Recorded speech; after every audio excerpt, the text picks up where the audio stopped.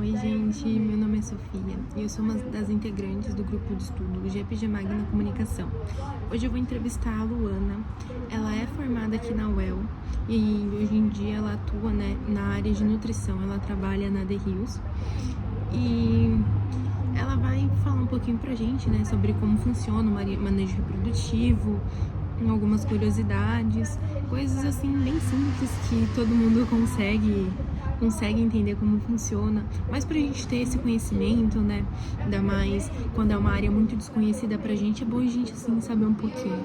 Então ela vai estar esclarecendo essas dúvidas pra gente, então vem comigo acompanhar. Boa tarde, agora eu tô aqui com a Luana e ela vai falar um pouquinho, sobre a área que ela tá atuando agora, onde ela se formou. Vou fazer algumas perguntas para elas relacionadas ao manejo reprodutivo, então venham ver mais um pouquinho sobre isso. Agora você pode falar. Boa tarde, gente, tudo bem? Meu nome é Luana, eu sou formada aqui pela UEL também, eu me formei faz um ano, mais ou menos. Hoje em dia eu atuo na The Hills, Nutrição Animal. Eu trabalho mais na parte de nutrição do que a parte de reprodução, mas a gente já tem algumas coisas que a gente sabe, algumas coisas mais ou menos, até falei com a Sofia, mas o que eu puder compartilhar e ajudar aqui respondendo vai ser um prazer. Tá bom. E, bom, você poderia falar assim um pouco pra gente qual que é a diferença entre a monta dirigida e a inseminação artificial?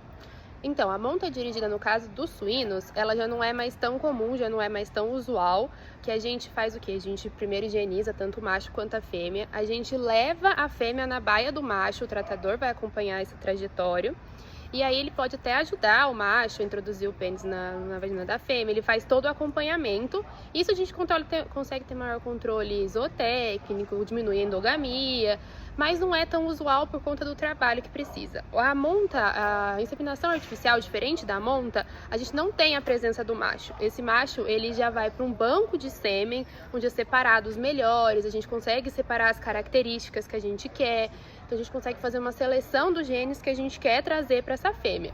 Então o que a gente faz? A gente primeiro coloca as fêmeas nas baias de inseminação, que é tipo baia maternidade, mais ou menos.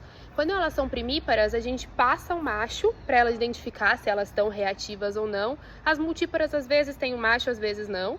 Mas nos dois casos o tratador vai fazer uma pressão no dorso da fêmea. Se ela não obter essa resistência, aí eles vão introduzir o catéter, que é de inseminação, a pipeta de inseminação. Vai ser no cervic ou pós-cervic, depende do tipo de inseminação, aí vai ter o catéter ou não. Aí vai colocar a pipeta de sêmen, em cima, vai ficar tipo no dorso, vai ficar em cima, vai fazer uma nova pressão e o sêmen vai. Então a diferença é a presença ou não do macho. E assim, a sua opinião pessoal, qual que você tem assim uma tendência a preferir, assim, qual que você acha que é mais efetivo? Então, e como eu falei, na monta dirigida a gente consegue ter um controle zootécnico, a gente tem na propriedade, mas às vezes a gente não tem tantos machos para tantas fêmeas, aí acaba ocorrendo um pouco de mistura de genes. Eu acho que se a gente fizer uma inseminação artificial, que a gente consiga ter uma seleção boa desses genes, ou a gente mesmo retirar dos nossos machos da fazenda, que às vezes tem pessoas que gostam de retirar na própria fazenda, retira do próprio macho. Eu acho que é um trabalho hoje em dia que é bem difícil de fazer com os suínos, como eu falo, os suínos é muito tecnificado hoje em dia para ser mais rápido, porque os números de plantel já está muito grande. Então eu acho que hoje em dia a inseminação artificial é muito mais rápida, que a gente consegue também ter uma menor volta do cio. A gente não tem tantas repetições de cio igual a monta, entendeu? Legal. E como que vocês analisam, para fazer essa seleção das fêmeas que vão ir para a reprodução? Eu vi um pouco sobre que isso é feito no período do desmame. Então, porque o intervalo de cio pro desmame, gente, é muito rápido, é tipo de 4 a 6 dias no máximo, então o intervalo de cio desmame é muito rápido. Então, a gente, assim que essa fêmea já sai do desmame, ela é desmamada, os leitões saem, a gente já faz uma injeção de prostaglandina e começa a trazer os machos, para elas, tipo, umas 2 vezes por dia, 3 vezes por dia, trazer a presença dos machos, para elas já irem voltando a ciclar e ter os hormônios responsáveis pro cio. E as coisas que a gente tem que ficar mais atento, por isso que a gente já começa no desmame, é o score de condição corporal. Uma fêmea, para ela emprenhar, ela não pode estar muito magra nem muito gorda. Então ela tem que ter tido condições fisiológicas de nutrição para ela estar bem nutrida, para sair do desmame, desmamar os leitões saudáveis e conseguir voltar para o cio. Então a gente espera mais ou menos um score de 2,5 por aí, onde ela não seja nem muito magra nem muito gorda. E essas fêmeas que elas não são selecionadas, elas vão para abate porque, né, assim, na suinocultura já é selecionado. As fêmeas, elas têm que ter aquela habilidade materna e os machos, eles vão mais voltado para a própria carne, para Características de carne, isso. Mas nem sempre elas voltam direto. Às vezes tem uma insistência. A gente faz de novo uma ciclagem, a gente espera um tempo. Normalmente as melhores mães, assim, que a gente fala que têm habilidades maternas, elas voltam muito rápido. Elas já têm vários cios por ano, que é o tipo que a gente espera, né? Que é aquela produção em escala. Mas assim, a gente consegue fazer uma repetição, a gente volta, fica mais uns dias, faz igual um protocolo, passa o macho. Aí se elas realmente não estiverem demonstrando nenhum sinal de cio, aí é feito descarte, também porque elas já têm características de carne vinda do macho, então elas já conseguem ir pro abate normalmente. Ah, é bom que não é totalmente descartada, Não, né? elas têm uma segunda chance. E como que a endogamia, ela interfere nesse processo de ovulação, no processo até mesmo da reprodução? Olha, eu não sei exatamente explicar tecnicamente pra você, assim. Mas eu sei que a endogamia, ela, tipo, pega as características, né? Tipo, conjunta tanto positivas quanto negativas. Mas quando a gente faz um cruzamento de pessoas aparentadas, né? De animais aparentados, a gente tem uma diminuição na taxa reprodutiva. Então, a gente já tem dificuldade nas taxas reprodutivas, diminuir a ovulação das fêmeas, diminuição da taxa espermática nos machos. Então, isso já causa essa redução e também tem menor longevidade desses indivíduos que nascem.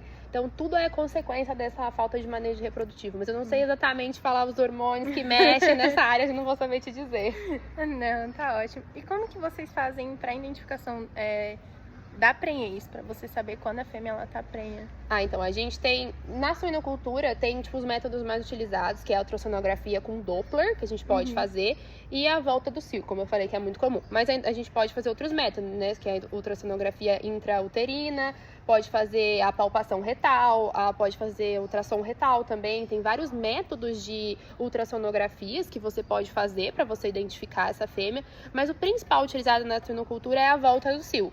A gente faz a presença do macho, se essa fêmea reagir, se essa fêmea tiver interesse, provavelmente ela voltou para o cio. Então a gente repete o protocolo de inseminação artificial dessa fêmea para garantir o cio dela, garantir a prenhez. Então é mais utilizado. É só que, remanejando, essa volta assim do cio que você fala é o chamado cio falso que acontece durante a gestação? Não, o cio falso, então, ele não acontece, né? Se a fêmea já está gestando, ela não apresenta cio. Porque tem os hormônios que apresentam durante a gestação, inibem os hormônios presentes no cio. O cio falso, ele é um cio que ele é tipo, encabelamento, que a gente fala, né? Onde ela não produz a prostaglandina, que é para manter a prenhez, ela não mantém a gestação. Então são coisas diferentes. Quando a gente volta pro cio é porque ela não manifestou nenhum sinal, não teve nada e a gente não vê. Esse cio falso, a gente ela já tá grávida, a gente sabe que ela tá prenha, mas ela apresentou outro cio. Então, a gente já tem confirmação da prenhez e apresenta outro cio. Então a gente tem que fazer um protocolo de injeção de prostaglandina para tentar manter essa gestação, porque senão ela vai abortar por ela ter revoltado assim, né, com esse cio. Mas é um caso muito raro de acontecer, mas é por falta da prostaglandina mesmo. Ah, tudo bem. E né, eu tava lendo alguns artigos, né, falando sobre a gestação, essa fase de gestação ao ar livre. Qual que é a sua opinião sobre isso? É um pouco difícil, né, essa técnica atual que a gente pode dizer, principalmente com a onda do veganismo, muito natural. Tem como ter, já tem principalmente, eu acho que em aves, tem aquelas aves felizes, galinha feliz, que a gente vê no mercado para vender comercialmente. Em suínos é um pouco mais complicado, porque como eu disse, a gente faz coisas em larga escala. Você vai precisar tomar um cuidado muito maior com a nutrição, com o manejo de coxo, com essas coisas. É interessante, assim, eu acho interessante para os animais, eles vão ficar livres, mas tem que ser fêmeas com muito boa habilidade materna, porque senão a gente pode ter um pouquinho de fêmeas brigando, perder gestação, voltar cio, a gente tem que tomar cuidado com isso. E tem que saber, né, que essa produção em escala de uma produção comercial vai ser muito reduzida, mesmo com tentando, que eu também dei uma olhada nos artigos sobre isso, eles estão tentando melhorar, mas ainda a concentração de tamanho de produção é muito pequena. Então você acha que isso daí não seria uma forma de adequar, né, o bem-estar nessa parte de gestação? Você acha que tem outras maneiras de fazer isso? Eu não gosto muito das gaiolas maternidades, eu sinto que elas são necessárias, foram um método utilizado, sempre são aquele método, deu certo, vamos fazer. É necessário, porque as fêmeas realmente são muito maiores que os leitões, tudo. Mas eu acho que tem como ser baias mais abertas, a gente tem como trabalhar um pouco mais essa parte da maternidade, principalmente para as fêmeas, não tão assim ao ar livre, tanto, porque aí eu acho que vai ser complicado até para os leitões, durante a gestação mesmo. Mas a gente pode fazer, durante a gestação, né, a gente pode fazer aquelas baias coletivas, que é bem legal. E, tipo, a concentração de animais que a gente consegue ter um bom manejo, a gente consegue separar, né, em lotes melhor do que o ar livre, que o ar livre não tem tanto essa separação de lotes, a gente tem piquetes, mas piquetes é muito mais animais. Lotes a gente consegue reduzir e fazer mais característico, por peso, por idade, então a gente consegue separar um pouco melhor. Eu acredito mais nessa forma, e eu sou super adepta ao bem-estar, tento colocar em tudo. Sim, ao máximo, né? O máximo, eu acho que é uma demanda necessária, mas não sei se essa método é o melhor. Eu acho que até mesmo a parte depois para elas se adequarem de novo ao confinamento vai ser né? muito difícil, porque você difícil. Imagina, ela tá num lugar gigante, liberdade, ela vai voltar e ficar presa numa gaiola, porque eles não têm uma parte de maternidade depois eles vão voltar pra produção. Eu acho bem complicado. Até mesmo aqui na fazenda escola, quando algum fugia assim da baia, ficava até perdido. Ele não sabe o que fazer, porque a vida dele é um quadradinho, gente. Aí ele vai ter uma liberdade, ele vai acostumar com a liberdade, né? Ele não é tonto, mas aí depois como ele volta pro quadrado. É difícil. Não, mas tá certo. Então, mais essas perguntinhas, uma coisa assim, mais básica, mais pra gente levar esse conhecimento, assim, uma coisa bem prévia pra comunidade civil. Sim. Queria agradecer bastante você pela disponibilidade. É um prazer. A Luana, né, que veio aqui da UEL, ela, né, é formada a partir daqui, se disponibilizou, veio aqui dar essa entrevista pra gente, levar um pouquinho de conhecimento pra vocês aí de casa, né, que muitas vezes não estão inseridos nessa área animal, da zootecnia. Então, é muito importante. Queria te agradecer, Luana, obrigada. pelo seu tempo. Viu? Obrigada, gente. É um prazer. Isso aqui é só um bate-papo mesmo, não é nada muito aprofundado. Sempre que vocês quiserem buscar mais, né? Tem artigos, tem várias coisas sobre. Isso aqui é mais o dia a dia, o que a gente vai aprendendo, fazendo as coisas. Mas é isso. Muito obrigada. Obrigada.